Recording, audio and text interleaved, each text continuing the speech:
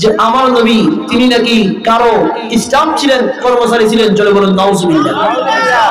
এমনও মাহফিল হয় যেখানে গেলে এই কথা শুনতে হয় যে আমার নবী হচ্ছে রাখাল। চলে বলুন নাউজুবিল্লাহ।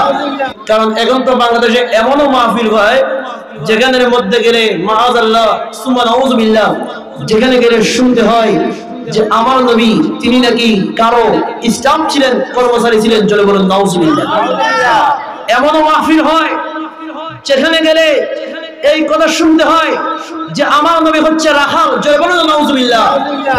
অথচ আল্লাহ পাক কোরআনুল কারীমের সূরা বাকারার 104 নম্বর আয়াতের মধ্যে বলেছেন, ইয়া আইয়ুহাল্লাযীনা আমানু লা তাকুলু রাঈনা, হে ঈমানদাররা তোমরা আমার নবীকে রাঈনা বলো না। কারণ এই রাঈনা বলতে ওই কাফের বেঈমানেরা, ওই মক্কার মুশরিকেরা তারা আমার নবীকে রাখাল সম্বোধন করতে চায়। আল্লাহ আয়াতে কারিমা নাযিল করে এটা বলা বন্ধ করে দিয়েছেন। কিয়ামত পর্যন্ত ঈমানদার মুমিনের জন্য এই শব্দ উচ্চারণ করা হারাম। কোন মুমিন এই শব্দ কখনো উচ্চারণ করতে পারে না। কথা বলেন ঠিক কিনা?